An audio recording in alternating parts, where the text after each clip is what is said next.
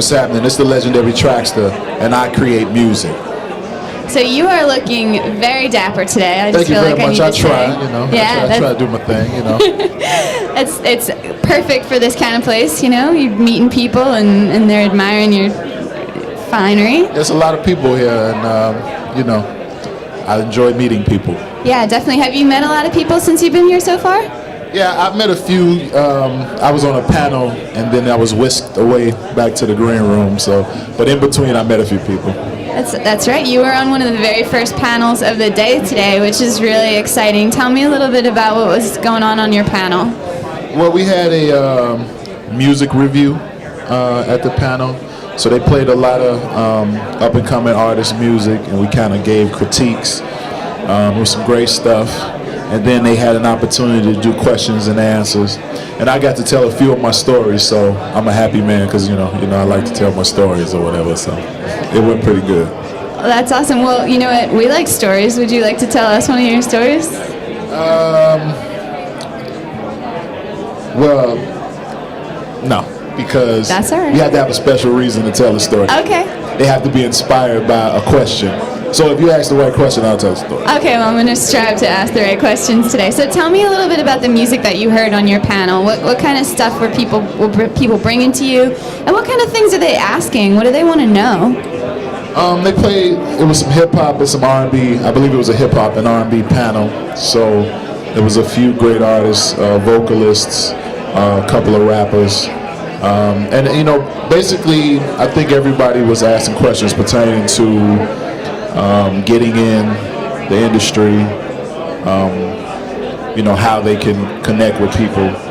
And my advice was just, you know, basically building relationships. So what's one of the best connections that you've ever made in your career that really helped you move things forward? Well, my career started a while ago in, let me see, connections. I mean, really all my relationships, I really just learned how to build relationships. I'm from Chicago, and Chicago is far from LA and New York.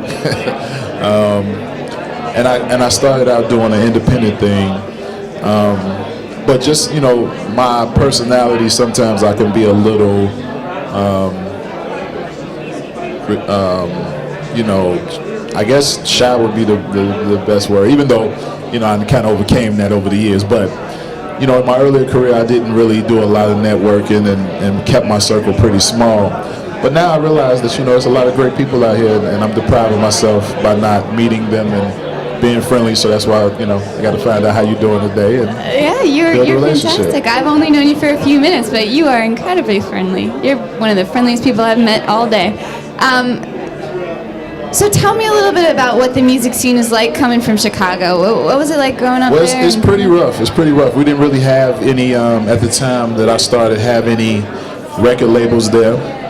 There was really no major magazines, no national television, you know, music outlets as far as like MTV or BET.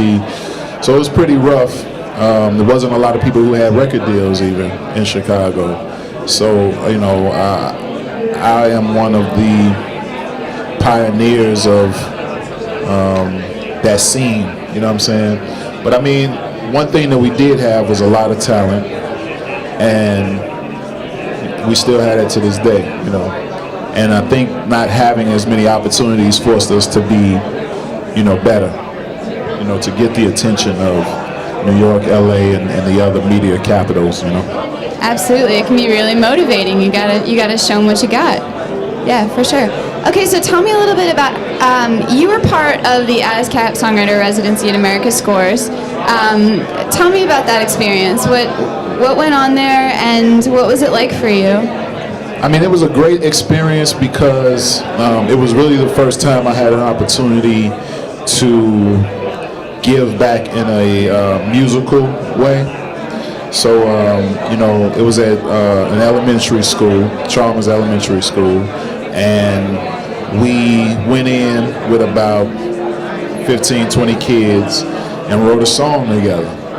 And it was very interesting to hear the children's perspective when I asked the question, what type of song do you guys want to make?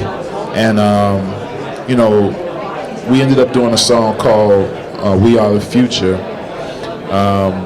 because the kids were basically saying that they wanted to make a song about their concerns about their future and what they'll be in life, and that whole dilemma.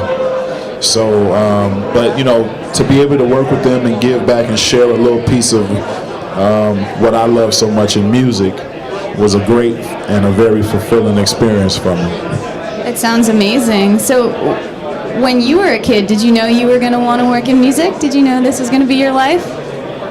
Actually, I think when I was younger, I thought I was going to be a scientist. I was into science, and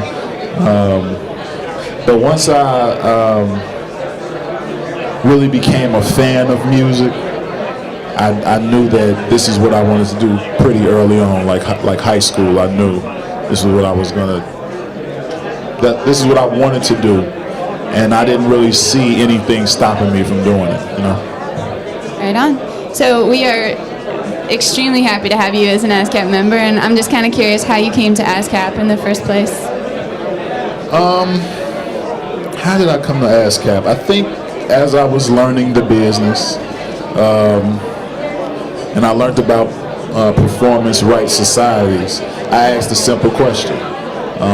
Well, which one is the best?